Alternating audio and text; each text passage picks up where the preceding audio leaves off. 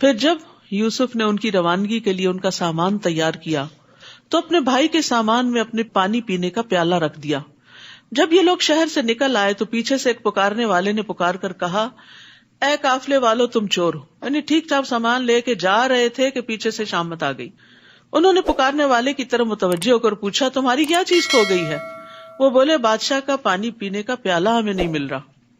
جو شخص وہ لا کر دے گا اسے ایک بار شتر یعنی ایک اونٹ برغلے کا انعام ملے گا, اور میں اس کا ضامن ہوں, گارنٹی دیتا ہوں. وہ کہنے لگے, اللہ کی قسم تم خوب جانتے ہو کہ ہم اس ملک میں فساد کرنے نہیں آئے اور نہ ہی ہم چور ہیں. وہ بولے, اگر تم جھوٹے ثابت ہوئے تو اس چور کی سزا کیا ہوگی؟ برادران یوسف کہنے لگے, جس کے سامان میں وہ گم شدہ چیز پائی جائے وہی اس کا بدلہ ہے.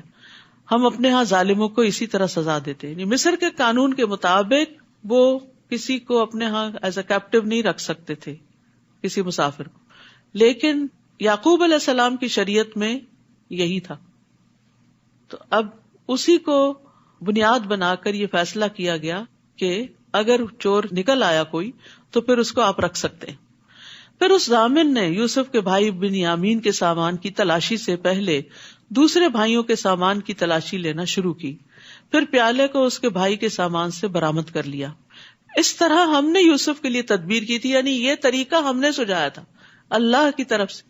بعض اوقات آپ کو آئیڈیاز آتے ہیں نا, یہ کام ایسے کر لیں, وہ ایسے کر لیں, آپ بیٹھے ہوتے ہیں خاص طور پہ نماز میں, تو اس میں آپ دیکھیے ہمیشہ یہ سوچیے کہ یہ کہاں سے خیال آ گیا مجھے, تو سوچا بھی نہیں تھا. تو وہ ایک طرح سے اللہ تعالیٰ کی ایک تائید ہوتی ہے آپ کو. اور جو برے برے خیال آتے ہیں وہ شیطان کی طرف سے ہوتے ہیں, وہ وسوسے جو ہوتے ہیں وہ پریشان کرتا ہے آپ کو. یوسف کے لیے مناسب نہ تھا کہ شاہ مصر کے قانون چوری کے مطابق اپنے بھائی کو اپنے پاس رکھ سکے, الا یہ کہ ہم جس کے چاہیں درجات بلند کر دیتے ہیں, اور ایک علیم ہستی ایسی ہے جو ہر صاحب علم سے بالا تر ہے. ہر علم والے کے اوپر ایک اور علم والا ہوتا ہے, یعنی انسانوں میں سے بھی. یہ کس لیے بات کی گئی؟ تاکہ کوئی اپنے آپ کو سب سے بڑا عالم نہ سمجھے کہ میں نابغہ روزگار ہوں اور سب سے زیادہ تو علم میرے ہی پاس ہے, اس تکبر میں مبتلا نہ ہو. اور دوسرا معنی اس کا یہ ہے کہ جتنے بھی دنیا میں بڑے بڑے علم والے ہیں ان سب کے اوپر اللہ کا علم محیط ہے. سب سے بڑا علم والا اللہ ہی ہے. اور یاد رکھیے, کسی کو بھی علم دینا, چاہے تھوڑا علم ہو یا زیادہ ہو, یہ اللہ کی بندے سے محبت کی علامت ہوتی ہے. دنیا تو اللہ تعالیٰ سب کو دیتا ہے, کوئی مسلم ہو یا نہ ہو, لیکن دین کا علم صرف اس کو دیتا ہے جس سے اللہ تعالیٰ محبت کرتا ہے. تو اس لیے اس پر بھی ہمیں شکر ادا کرنا چاہیے. اور پھر یہ کہ صرف علم نہیں بلکہ اس کا فہم بھی, اس کی سمجھ بھی, تفقہ فی الدین. من یرد اللہ بہ خیرا یفقہہ فی الدین, جس کے ساتھ اللہ تعالیٰ بھلائی کا ارادہ کرتا ہے اس کو دین کی سمجھ عطا کر دیتا ہے. برادران یوسف کہنے لگے, اگر اس نے چوری کی ہے تو اس سے پیشتر اس کا بھائی یوسف بھی چوری کر چکا ہے, ابھی نہیں چھوڑا ان کو. یعنی جب آپ کسی سے حسد کرتے ہیں نا تو پھر کوئی موقع نہیں جانے دیتے اس کو گرانے کا, بدنام کرنے کا. کہیں نہ کہیں پھر آپ کے منہ سے کچھ نہ کچھ نکل آتا.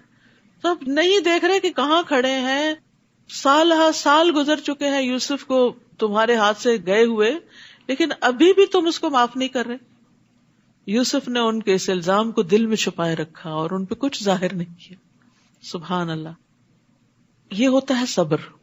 بڑی بڑی باتیں دل میں اس طرح رکھنا کہ کسی کو شائبہ بھی نہ گزرے, شک بھی نہ گزرے. تو جو شیلو لوگ ہوتے ہیں نا, ان کے اندر کوئی بات ٹکتی نہیں, ادھر سے سنی ادھر نکالی, اور اس سے بڑے فسادات پیدا ہوتے ہیں. بہت سی خرابیاں, آپس میں لوگوں کی لڑائیاں اور کئی قسم کے مسائل پیدا ہوتے ہیں. بعض لوگ خوشی کی خبر کو نہیں سنبھال سکتے اور بڑھ چڑھ کر اس کا اظہار کرتے ہیں, کیا ہوتا ہے پھر نظر لگ جاتی. بعض لوگ غم کی خبر کو, بعض کا دکھ کی خبر کو, کسی کی طرف سے پہنچنے والی اذیت کو, اور اب تو ماشاءاللہ اپنے کلوز سرکل میں کیا اور اپنے خاندان میں کیا, اب تو پوری دنیا کے ساتھ ہم شیئر کرتے ہیں. ہر تھوڑی دیر بعد فیس بک کا سٹیٹس چینج کر رہے ہوتے ہیں, ہر وقت اپنے دل پہ کیا گزر رہی ہے, گھر میں کیا ہو رہا ہے, کیا کھا رہے ہیں, کیا پی رہے ہیں, کیا پہن رہے ہیں, کیا خرید رہے ہیں, کہاں جا رہے ہیں. یعنی مجھے تو بعض اوقات ایک سکنس جیسی لگتی ہے اور کوئی مقصد سمجھ نہیں آتا کہ یہ ساری باتیں, اس میں کوئی علم نافع نہیں, کسی کے علم اور تجربے میں کوئی اضافہ نہیں ہوگا, بلکہ اس سے نقصان ہی ہوئے ہیں کہ جن لوگوں کو وہ سب کچھ میسر نہیں ہوتا وہ پھر اپنے آپ کو ان سے کمپیئر کر کر کے حسرتوں کا شکار ہوتے ہیں اور اس سے غم اور دکھ اور زیادہ بڑھتے ہیں. تو نعمتوں کو بلا ضرورت لوگوں کے سامنے نہیں رکھنا چاہیے. حدیث میں آتا ہے کل ذی نعمت محسود، ہر صاحب نعمت حسد کیا جاتا ہے. پھر آپ حسد کا شکار ہوتے ہیں، پھر آپ کے دشمنوں کی تعداد میں اضافہ ہوتا ہے. آپ سمجھتے ہیں آپ کی نعمت کی وجہ سے لوگ آپ کی بڑی تعریف کریں گے، آپ کے فین ہو جائیں گے اور آپ کے بظاہر فالوور ہو جائیں گے، لیکن حقیقت میں وہ حسد بھی کر رہے ہوتے ہیں. اور دوسری بات یہ ہے کہ جب کوئی مقصد ہو تو پھر آپ فَأَمَّا بِنِعْمَةِ رَبِّكَ فَحَدِّثْ، پھر اس کا ذکر کریں. آپ کا کوئی ایکسپیرینس ہے زندگی میں، آپ کو کوئی فائدے کی چیز ملی ہے، آپ کا کوئی ایسا تجربہ ہے بزنس میں، تعلیم میں، کسی کام میں، اور اس میں آپ کو بہت سکسیس ہوئی ہے، آپ کی کچھ اکمپلشمنٹس ہیں، کچھ اچیومنٹس ہیں، تو ان کو آپ اپنے بچوں کے ساتھ، اپنے طالب علموں کے ساتھ، اپنے ساتھیوں کے ساتھ شیئر کر سکتے ہیں تاکہ ان کی زندگی میں کوئی سہولت آئے، ان کو کوئی نفع مند علم حاصل ہو. ایک کتابی علم ہوتا ہے اور ایک تجرباتی علم ہوتا ہے. تو جو تجرباتی علم ہے اس کو بھی شیئر کرنے سے فائدہ ہوتا ہے، لیکن جہاں ضرورت ہو، بلا ضرورت ہر وقت بوسٹنگ نہیں کرنی چاہیے. تو انہوں نے ان پہ کچھ ظاہر نہیں ہونے دیا، لیکن زیر لب کہنے لگے بڑے ہی برے لوگ ہو، یہ جو کچھ تم بیان کر رہے ہو اللہ اسے خوب جانتا ہے کہ میں نے چوری کی تھی یا نہیں کی تھی. تو اللہ کو پہچاننے والے کے لیے بندوں کی باتیں سننا آسان ہو جاتی. یعنی اس میں ایک دوسرا پہلو بھی ہے کہ انہوں نے یوسف کو تانا دیا، گمشدہ یوسف کو تانا دیا، اور نہیں پتا تھا کہ سامنے وہی ہیں. ادھر ان کی چاپلوسی کر رہے تھے اور ادھر ایسی بات کر رہے تھے. تو آپ دیکھیے کہ یوسف علیہ السلام نے برداشت کیسے کیا. میرا یہاں پر پوائنٹ یہ ہے کہ لوگوں کی باتیں کون برداشت کر جاتا ہے. عام طور پر لوگوں کو کہتے سنا اب برداشت نہیں ہوتا، کیونکہ ایمان کمزور ہو گیا. جب ایمان بڑھتا ہے تو برداشت بڑھتی ہے، اللہ کی معرفت بڑھتی ہے، آخرت کا احساس بڑھتا ہے، تو انسان کی برداشت بھی زیادہ ہوتی چلی جاتی. اس کا ضروری نہیں کہ تعلق عمر کے ساتھ ہی ہو، کہ عمر کے ساتھ ساتھ برداشت کم ہو جاتی ہے. یوسف علیہ السلام کافی بڑے ہو چکے تھے اب، لیکن چونکہ ایمان تھا اور اللہ کی پہچان تھی تو اس لیے انہوں نے اس بات کو پی لیا. وہ کہنے لگے حضور والا، ابھی چور کہہ رہے ہیں، ابھی حضور والا، ایھا العزیز، اس کا باپ بہت بوڑھا ہو چکا ہے، لہٰذا اس کے بجائے ہم میں سے کسی کو رکھ لیجئے. ہم دیکھ رہے ہیں کہ آپ بہت احسان کرنے والے. سبحان اللہ. جیل کے ساتھیوں نے بھی کہا انا نراک من المحسنین. اب یہ بھائی بھی کہہ رہے ہیں انا نراک من المحسنین. تو جو محسن ہوتا ہے وہ ہر جگہ ہی محسن ہوتا ہے، اور ہر جگہ اس کے احسان کو اکنالج کر لیا جاتا ہے. پھر یعنی محسن کا احسان چھپا نہیں رہتا، یہ ایک ایٹیٹیوڈ ہوتا ہے. یوسف نے کہا معاذ اللہ، اس بات سے اللہ کی پناہ، ہم تو اسے ہی پکڑیں گے جس کے ہاں ہم نے اپنا گمشدہ سامان پایا ہے. اگر ہم ایسا کریں تب تو ہم ظالم ٹھہرے. پھر جب وہ یوسف سے مایوس ہو گئے تو علیحدہ ہو کر مشورہ کرنے لگے.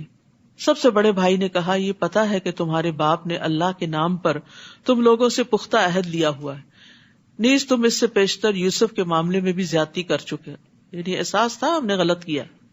اب تو میں یہاں سے کبھی نہیں جاؤں گا یہاں تک کہ میرا باپ مجھے حکم دے یا اللہ میرے لیے فیصلہ کر دے، یعنی مجھے کوئی قوت دے کہ بھائی کو چھڑا کے لے جاؤں. وہی سب سے بہتر فیصلہ کرنے والا ہے. تم لوگ اپنے باپ سے جا کر کہو ابا جان آپ کے بیٹے نے چوری کی ہے.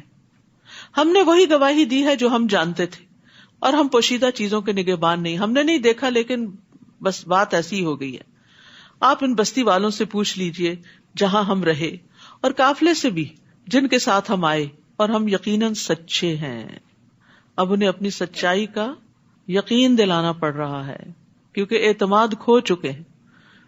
جس پر لوگ ٹرسٹ نہیں کرتے اس کو بڑی قسمیں کھانی پڑتی ہیں سچا بننے کے لیے، اور جو سچا ہوتا ہے وہ یقین دہانی کرائے بغیر ہی سچ بولتا ہے اور اس کو کافی سمجھتا ہے. یعقوب نے جواب دیا بات یوں نہیں بلکہ تم نے ایک بات بنا کر اسے بنا سنوار کر پیش کر دیا ہے. پچھلے تجربے کی بنا پر یعقوب علیہ السلام نے ان کی بات کا اعتبار نہیں کیا، لہذا اب صبر ہی بہتر ہے. فصبر جمیل، ہو سکتا ہے اللہ ان سب کو میرے پاس لے آئے. اب 3 غائب ہو گئے. بڑا بھائی بھی جس نے کہا میں نہیں جاؤں گا جب تک بنیامین نہیں جائے گا، بنیامین بھی، اور یوسف تو پہلے سے ہی وہاں تھے. بلا شبہ وہ سب کچھ جاننے والا، حکمت والا ہے. تو صبر جمیل ایسا صبر ہوتا ہے جس میں کوئی شکوہ شکایت نہیں ہوتی. یہ تو وہ باتیں ہیں نا جن کا ذکر قرآن نے کر دیا. روزمرہ زندگی میں پتہ نہیں کون کون سے ایسے معاملے ہوں گے ان بچوں کے کہ جن پر یعقوب علیہ السلام مستقل صبر کر رہے ہوں، کیونکہ بد اخلاقی کے جو رویے ہوتے ہیں وہ پھر مستقل ہی بن جاتے ہیں، روز ہی ٹارچر بن جاتے ہیں. تو قرآن میں صبر جمیل بھی آیا، حجر جمیل بھی آیا. حجر جمیل ہوتا ہے ایسا چھوڑنا جس میں ایذا رسانی نہ ہو، اور صفح جمیل ایسا معاف کرنا جس میں ڈانٹ اور ناراضگی نہ ہو. تو بہرحال سختی کی انتہا کے بعد نکلنے کا راستہ بن جائے گا اب. اور یہ اللہ کا طریقہ ہے کہ جب کوئی مصیبت آخر کو پہنچتی ہے تو پھر اللہ تعالیٰ اس میں سے کوئی راستہ نکال دیتے ہیں. یعقوب علیہ السلام کے لیے آزمائش بڑی سخت ہو چکی تھی، لیکن اللہ سبحانہ وتعالیٰ نے ان کے لیے اب آسانیاں کر دی. حالات بدلتے ہیں اب. وَتَوَلَّى عَنْهُمْ، یعقوب نے ان کی طرف سے منہ پھیر لیا. ایسے لوگوں کے ساتھ ایسا ہی کرنا ہوتا ہے کہ ان کو جواب دینا اور انہیں سمجھانا بعض اوقات بے فائدہ ہوتا ہے. اور کہنے لگے ہائے یوسف یا اسفا علی یوسف، اور ان کی آنکھیں غم سے بے نور ہو گئی تھی، وہ خود غم سے بھرے ہوئے تھے. تو اس سے یہ پتہ چلتا ہے کہ مصیبت پر آنسو بہانا جائز ہے. یعنی غم دل میں اگر گھر کر جائے تو یہ ایک فطری سی بات ہے، لیکن صرف آنسو بہانے کی حد تک. جیسے اپنے بیٹے ابراہیم کی وفات پر نبی صلی اللہ علیہ وسلم آنسو بہا رہے تھے تو عبد الرحمن بن عوف نے کہا تھا آپ بھی روتے ہیں؟ آپ نے فرمایا اے ابن عوف، یہ تو ایک رحمت ہے. یعنی غم دکھ کے موقع پر آنسو کا آ جانا رحمت کی علامت ہے. فرمایا آنکھ اشکبار ہے، دل غم زدہ ہے، لیکن ہم زبان سے وہی کہیں گے جس سے ہمارا مالک راضی ہو. اے ابراہیم، تیری جدائی سے یقیناً ہم غمگین ہیں. تو مصیبت کے وقت غم کا ہونا تقوی کے خلاف نہیں، لیکن جزا فضا کرنا منع ہے. چیخنا چلانا اور رونا پیٹنا. یہ حالت دیکھ کر وہ کہنے لگے اللہ کی قسم آپ تو یوسف کو یاد کرتے ہی رہیں گے یہاں تک کہ اپنے آپ کو غم میں گھلا دیں یا ہلاک ہو جائیں. یعقوب نے جواب دیا میں تو اپنی پریشانی اور غم کی فریاد اللہ کے سوا کسی سے نہیں کرتا. انما اشکو بثی وحزنی الی اللہ واعلم من اللہ ما لا تعلمون، اور میں اللہ سے کچھ ایسی چیزیں جانتا ہوں جنہیں تم نہیں جانتے. بث فا کے ساتھ شدید غم کو کہتے ہیں، معمولی غم نہیں، بہت شدید غم. اور دوسری طرف اللہ کی مہربانی کی وجہ سے میرے اندر اچھا گمان بھی ہے اور یہ امید میری طاقت کو بڑھا دیتی، اس لیے میں مایوس نہیں ہوں. یہ جو انما اشکو بثی وحزنی ہے، حضرت عمر رضی اللہ عنہ بعض اوقات نماز میں یہ سورت پڑھتے اور ان آیات پر اتنی ہچکیاں لینے لگتے کہ تیسری چوتھی صف میں بھی پیچھے لوگ ان کی آواز سنتے تھے رونے کی. تو بندہ نماز میں کھڑے ہو کے اگر روتا ہے، کوئی غم یاد آ جاتا ہے اس کو اور اپنے رب کے سامنے فریاد کرتا ہے تو کوئی حرج نہیں، جب تک کہ زبان سے کوئی ایسی بات نہ نکلے. اے میرے بیٹو، جاؤ اور یوسف اور اس کے بھائی کی تلاش کی سرتوڑ کوشش کرو اور اللہ کی رحمت سے نا امید نہ ہونا، کیونکہ اللہ کی رحمت سے نا امید تو کافر لوگ ہی ہوا کرتے ہیں اور مایوسی کفر ہے. ایک آدمی نے کہا اللہ کے رسول کبیرہ گناہ کون سے ہیں؟ آپ نے فرمایا اللہ کے ساتھ شرک کرنا، اللہ کے رزق سے نا امید ہونا اور اللہ کی رحمت سے مایوس ہونا. تو کبھی بھی حالات کتنے بھی تنگ ہوں مایوس نہ ہو، آپ پازیٹیو رہیں کہ ایک وقت آئے گا کہ اللہ تعالیٰ اس کو تبدیل کر دے گا. یوسف علیہ السلام نے ان سے پوچھا پتا ہے تم نے یوسف اور اس کے بھائی کے ساتھ کیا سلوک کیا تھا جبکہ تم نادان تھے؟ بینیفٹ آف ڈاؤٹ، تمہیں سمجھ نہیں تھی. جان کے دشمن سامنے کھڑے ہیں، حاسد سامنے کھڑے ہیں اور ان کے ساتھ بھی اچھی طرح بات کر رہے ہیں. تم نادان تھے اس لیے تم نے یہ کر لیا. ہم دوسرے کو یہ بینیفٹ نہیں دیتے کہ یہ ناسمجھ ہے، اس کو دین کا علم نہیں، اس کے اندر اللہ کا خوف نہیں ہے، اس کی اپنی مجبوریاں ہیں، اس لیے اگر یہ کرتا ہے تو اگنور کرو اس کو. یہ طریقہ ہمیں نہیں آتا. ہم اس وقت پوری عقل کی بات اس سے چاہتے ہیں جو نادان شخص ہوتا ہے. یاد رکھیے نادانی اور جہالت صرف یہ نہیں ہوتی کہ پڑھا لکھا نہ ہو انسان، بعض پڑھے لکھے بھی بڑے ناسمجھ ہوتے ہیں، معاملہ کرنا ان کو نہیں آتا ہوتا. تو زندگی میں ایسے رویوں کا جب سامنا کرنا پڑے، ایسی باتیں سننی پڑے، تو یہی سوچا کریں کہ نہ سمجھ آئیے. اگر اس کو سمجھ ہوتی تو یہ بات منہ سے نہ نکالتا. تو اس سے انسان کے اپنے اندر پھر وہ تکلیف کا لیول نہیں بڑھتا. نبی صلی اللہ علیہ وسلم نے فرمایا سختی، اکھڑ پن جس چیز میں ہوگا اسے بدنما کر دے گا، اور بے شک اللہ بہت نرم خو ہے، نرمی کو پسند کرتا ہے. تو لوگوں کے تلخ رویوں کے مقابلے میں نرمی اختیار کرنی چاہیے، اور نرمی پہ اللہ تعالیٰ اتنا عطا کرتا ہے جو سختی پر عطا نہیں کرتا. وہ چونک کے بولے کیا تم ہی یوسف ہو؟ یوسف نے کہا ہاں میں ہی یوسف ہوں، اور یہ میرا بھائی ہے بنیامین. اللہ نے ہم پر بہت بڑا احسان فرمایا ہے. قد من اللہ علینا انہ من یتق ویصبر فان اللہ لا یضیع اجر المحسنین. کیونکہ جو اس سے ڈرتا ہے اور صبر کرتا ہے، تقوی اور صبر کامیابی کی کنجیاں، تو اللہ نیکی کرنے والوں کا اجر ضائع نہیں کرتا. یہ ہے تقوی اور صبر کے ثمرات. سبحان اللہ. تو یوسف علیہ السلام کے اندر 3 کوالٹیز بڑی نمایاں ہیں. اللہ کا ڈر جس نے انہیں ہر جگہ غلط قدم اٹھانے سے بچایا، صبر، مشکل سے مشکل حالات میں کوئی شکوہ شکایت نہیں، اللہ کی اطاعت پہ قائم رہے، اور تیسرے احسان، نیکی کے درجے پہ قائم رہے. یہی چیزیں ہمیں اپنی زندگی میں اختیار کر لینی چاہیے. وہ کہنے لگے اللہ نے آپ کو ہم پر فضیلت بخشی ہے اور ہم ہی خطا کار تھے. یوسف نے کہا آج تم پر کوئی گرفت نہیں، اللہ تمہیں معاف کر دے، وہ سب سے بڑھ کر رحم فرمانے والا ہے. لا تسریب، کیا مطلب ہے؟ آج کے بعد تم پہ نہ کوئی آر ہوگی نہ کوئی تان و تشنی. ایک ہوتا ہے معاف کر کے کہنا میں نے معاف کیا، پھر جب وہ پرانا قصہ دہرایا گیا تو پھر 2-4 سنا دی. یہ معاف کرنا نہیں ہوتا. لا تسریب کا مطلب یہ ہے کہ میں آج کے بعد اس بات کو دہراؤں گا بھی نہیں، مینشن بھی نہیں کروں گا کہ تم نے میرے ساتھ یہ کیا تھا، تمہارے اس جرم کا ذکر ہی نہیں کروں گا. لا تسریب علیکم اليوم. اور یہی بات تھی جو نبی صلی اللہ علیہ وسلم نے مکہ والوں سے کہی تھی جب مکہ فتح کر لیا تھا، جب آپ فاتح تھے، جب آپ انتقام لے سکتے تھے، تو آپ نے فرمایا لا تسریب علیکم اليوم. خطا کاروں سے درگزر کرنا انبیاء کی صفت ہے، اور اس معاملے میں بھی ہمیں ان کی پیروی کرنی چاہیے، اور درگزر کرنے سے عزت میں ہی اضافہ ہوتا ہے. رسول اللہ صلی اللہ علیہ وسلم نے فرمایا فاعفوا یعزکم اللہ، درگزر کیا کرو اللہ تمہیں عزت عطا کرے گا. اب یوسف علیہ السلام بھائیوں سے کہتے ہیں یہ میری قمیص لے جاؤ اور اسے میرے والد کے چہرے پہ ڈال دینا، وہ بینا ہو جائیں گے. قمیص دیکھ کے ہی غم کا آغاز ہوا تھا، قمیص پہ جو جھوٹ موٹ کا خون تھا، اور قمیص ہی اس بیماری کا علاج بن گئی. کہتے ہیں نا زہر کو زہر مارتا ہے. بعض اوقات اسی چیز کے اندر ہی انسان کا فائدہ بھی ہوتا ہے جس سے انسان کو نقصان پہنچا. یاد رکھیے کہ ہم جب کسی انسان سے کبھی کوئی تکلیف اٹھاتے ہیں تو ہم اس کی خیر سے بالکل مایوس ہو جاتے ہیں، معاف نہیں کرتے.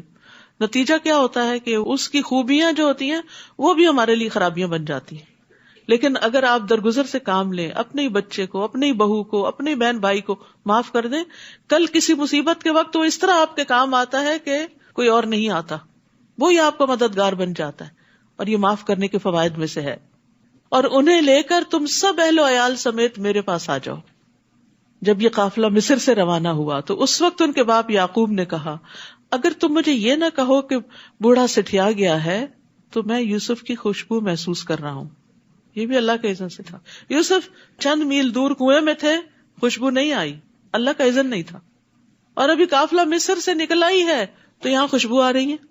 ہم سب کے ایسے ایکسپیرینس ہوتے ہیں، یہ سب بھی اللہ کے اذن سے ہوتا ہے، کسی انسان کا کمال نہیں ہوتا. کبھی آپ کو مسئلہ پیش آنے والا ہوتا ہے، پہلے سے آپ سینس کر لیتے ہیں یہ ہونے لگا ہے. تو یہ نہ سمجھے کہ میں بڑا ولی اللہ ہوں کہ میرے ساتھ یہ ہو رہا ہے. اللہ چاہے تو کسی چیز کو آپ کو خواب میں دکھا دے، پہلے سے ہی محسوس کرا دے، اندازہ کروا دے، اور چاہے تو آپ کی آنکھوں کے سامنے پڑی چیز آپ کو نظر نہ آئے. اور یہ ہم سب کے ساتھ ہوتا ہے. وہ کہنے لگے اللہ کی قسم آپ تو اسی پرانی محبت کے خبط میں پڑے ہوئے ہیں. پھر جب خوشخبری لانے والا آ گیا اس نے قمیص یعقوب کے چہرے پہ ڈالی، فوراً بینا ہو گئے. کہنے لگے میں نے تم سے کہا نہ تھا کہ میں اللہ سے وہ کچھ جانتا ہوں جو تم نہیں جانتے. وہ کہنے لگے ابا جان ہمارے لیے ہمارے گناہوں کی معافی مانگیے، واقعی ہم خطا کار تھے، وی ور رانگ. تو توبہ استغفار کے لیے بڑا ضروری ہوتا ہے کہ انسان کہ میری غلطی تھی، لا الہ الا انت سبحانک انی کنت من الظالمین، میں نے غلطی کی تو مجھے معاف کر دے. یعقوب نے کہا میں ان قریب اپنے رب سے تمہارے لیے معافی مانگوں گا رات کے پچھلے پہر، کیونکہ وہ بالاسحار ہم یستغفرون، سحری کے وقت وہ استغفار کرتے ہیں. آ رہے ہیں سحری کے دن، ٹھیک ہے، تو استغفار کرنا نہ بھولیں اس وقت، کیونکہ اس وقت کی استغفار خاص طور پہ قبول ہوتی ہے. میں اپنے رب سے تمہارے لیے معافی مانگوں گا، وہ یقیناً معاف کر دینے والا اور رحم کرنے والا ہے. یعقوب علیہ السلام نے بھی معاف کر دیا، یوسف علیہ السلام نے بھی کر دیا. یہ پیغمبر تو اللہ کو پتا تھا نا کہ ان کے اندر یہ قابلیت ہے، ان کو اس لیے چنا، دوسرے بھائیوں کو کیوں نہیں پیغمبر بنا دیا؟ اللہ زیادہ جانتا ہے کہ اپنی رسالت کہاں رکھے. پھر جب یہ لوگ یوسف کے پاس پہنچے تو انہوں نے اپنے والدین کو اپنے پاس بٹھایا اور کنبے والوں سے کہا شہر میں چلو، انشاءاللہ امن اور چین سے یہاں رہو گے. اور یوسف نے اپنے والدین کو اٹھا کر اپنے ساتھ تخت پر بٹھایا اور اس کے بھائی یوسف کے آگے سجدے میں گر گئے. یہ سجدہ تعظیمی تھا جو ان کے لیے جائز تھا، اب ہمارے لیے جائز نہیں. حتیٰ کہ ملتے وقت کسی کے آگے یوں ساری کمر نہیں جھکانی چاہیے، ہمارے دین میں یہ بھی منع ہے. ہاتھ ملائیں، مسکرائیں، سلام بولیں، لیکن جھک کے اور نیچے ہو کے سلام نہیں کریں. یوسف نے کہا ابا جان یہ ہے میرے اس خواب کی تعبیر جو میں نے بہت پہلے دیکھا تھا. خواب ہی سے بات شروع ہوئی تھی اور یہاں آ کے تعبیر ملی سال ہا سال کے بعد. اللہ نے اس کو حقیقت بنا دیا. اس نے اس وقت بھی مجھ پر احسان کیا جب مجھے قید خانے سے نکالا، اور اس وقت بھی جب آپ سب کو دیہات سے میرے ہاں لایا. کہاں کنعان کا ایک گاؤں اور کہاں مصر کی ترقی یافتہ مملکت. حالانکہ شیطان میرے اور میرے بھائیوں کے درمیان فتنہ کھڑا کر چکا تھا. کبھی نفس کو بلیم کرتے، کبھی شیطان کو کرتے ہیں، انسانوں کو نہیں کرتے، بھائیوں کو نہیں کرتے. بلا شبہ میرا رب غیر محسوس تدبیروں سے اپنی مشیت پوری کرتا ہے. جو اس کا ارادہ ہوتا ہے وہ پورا کرتا ہے. بندے کو سمجھ نہیں آ رہی ہوتی، جب ڈاٹس مل جاتے ہیں تو پھر سمجھ آتی ہے اچھا یہ پکچر بن رہی تھی، کیونکہ وہ سب کچھ جاننے والا، حکمت والا ہے. رب قد آتیتنی من الملک وعلمتنی من تأویل الاحادیث فاطر السماوات والارض انت ولی فی الدنیا والآخرہ توفنی مسلما والحقنی بالصالحین. اے میرے رب تو نے مجھے حکومت بھی عطا کی اور خوابوں کی تعبیر بھی سکھائی. تو آسمانوں اور زمین کو پیدا کرنے والا ہے، تو ہی دنیا اور آخرت میں میرا سرپرست ہے. سارا کنبہ بھی آ گیا تو سرپرست اپنے رب کو ہی مان رہے ہیں. یہ نہیں کہا کہ اب تو میرے اپنے آگے اور اب میں زیادہ مضبوط ہو گیا ہوں. اسلام پر میرا خاتمہ کر اور مجھے نیک لوگوں میں شامل کر لے. یہاں یوسف علیہ السلام موت کی دعا نہیں کر رہے، بلکہ مانگ رہے ہیں کہ جب بھی میں مروں اسلام کی حالت میں مروں. تو تکمیل نعمت کے لیے دنیا میں کتنی بھی بڑی سے بڑی اچیومنٹ آپ کو ہو، بڑی سے بڑی نعمت ملے، لیکن اگر خاتمہ اچھا نہیں نا تو کچھ اچھا نہیں. تو اچھے خاتمے کی دعا کرنی چاہیے. اللہم احسن عاقبتنا فی الامور کلہا واجرنا من خزی الدنیا وعذاب الآخرہ. اور اسی طرح یہ دعا بھی ہے اللہم توفنا مسلمین واحینا مسلمین والحقنا بالصالحین غیر خزایا ولا مفتونین. اور نبی صلی اللہ علیہ وسلم کی آخری دعا کیا تھی؟ اللہم اغفر لی وارحمنی والحقنی بالرفیق الاعلی. تو اچھی صحبت کی دعا دنیا میں بھی مرنے کے بعد. وَتَوَفَّنَا مَعَ الْأَبْرَارِ. اللہ دنیا میں بھی نیک لوگوں کا ساتھ اور موت بھی نیک لوگوں کے ہاتھوں میں آئے. ذَلِكَ مِنْ أَنْبَاءِ الْغَيْبِ نُوحِيهِ إِلَيْكَ. اے نبی صلی اللہ علیہ وسلم یہ قصہ بھی غیب کی خبروں میں سے ہے جس کو ہم آپ کی طرف وحی کر رہے ہیں. آپ اس وقت ان کے پاس تو نہیں تھے جب برادران یوسف نے ایک بات پر اتفاق کر لیا تھا اور اسے عملی جامہ پہنانے کی مکارانہ سازش کر رہے تھے. اور آپ خواہ کتنا ہی چاہیں ان میں سے اکثر لوگ ایمان لانے والے نہیں، قصہ سنتے ہیں، پڑھتے ہیں، جانتے ہیں، عمل نہیں کرتے. آپ اس تبلیغ پر ان سے کچھ بھی نہیں مانگتے. یہ تو تمام اہل عالم کے لیے ایک نصیحت ہے. آسمانوں اور زمین میں کتنی ہی نشانیاں ہیں جن پر یہ لوگ گزرتے ہیں اور ان کی طرف توجہ ہی نہیں کرتے. اور ان میں سے اکثر ایسے ہیں جو اللہ پر ایمان لاتے ہیں مگر ساتھ ہی ساتھ شرک بھی کرتے رہتے ہیں. تو اس لیے بڑا ضروری ہے کہ توحید کو جانیں اور چھوٹے شرک سے بھی بچیں. کیا یہ اس بات سے نڈر ہو گئے ہیں کہ اللہ کا عذاب ان پہ چھا جائے یا یکدم قیامت کی گھڑی آ جائے اور انہیں کچھ خبر نہ ہو؟ آپ ان سے کہہ دیجئے میرا راستہ یہی ہے کہ میں اللہ کی طرف بلاتا ہوں. میں خود بھی اس راہ کو پوری روشنی میں دیکھ رہا ہوں اور میرے پیروکار بھی. اللہ پاک ہے اور مشرکوں سے میرا کوئی واسطہ نہیں، یعنی میں شرک کرنے والوں میں سے نہیں. آپ سے پہلے ہم نے جتنے رسول بھیجے وہ سب مرد ہی تھے، یعنی عورتیں رسول نہیں بنا کر بھیجی گئیں. ایک بھاری ذمہ داری ہوتی ہے، تو اس لیے مردوں ہی کو رسول بنا کر بھیجا گیا، اور انہی بستیوں کے رہنے والے. دوسرا یہ کہ انہی کی قوم کے اندر سے اٹھائے گئے جن کی طرف ہم وحی کرتے رہے. کیا یہ لوگ زمین میں چلتے پھرتے نہیں ہیں کہ دیکھ لیتے جو لوگ ان سے پہلے گزر چکے ان کا کیا انجام ہوا؟ اور جو لوگ اللہ سے ڈرتے ہیں ان کے لیے آخرت کا گھر ہی بہتر ہے. کیا یہ کچھ سمجھتے نہیں؟ پہلے پیغمبروں کے ساتھ بھی یہی کچھ ہوتا رہا، حتیٰ کہ جب رسول مایوس ہو گئے اور لوگوں کو بھی یقین ہو گیا کہ ان سے جھوٹ بولا گیا ہے، تو پیغمبروں کے پاس ہماری مدد آ گئی، پھر ہم جسے چاہتے ہیں بچا لیتے ہیں. تاہم مجرم لوگوں سے ہمارا عذاب ٹالا نہیں جاتا. ان قصوں میں اہل عقل اور خرد کے لیے کافی سامان عبرت ہے. یہ قرآن کوئی ایسی بات نہیں جو گھڑ لی گئی ہو، بلکہ یہ تو اپنے سے پہلی کتابوں کی تصدیق کرتی ہے. اس میں ہر بات کی تفصیل موجود ہے، اور ایمان لانے والوں کے لیے یہ ہدایت اور رحمت ہے.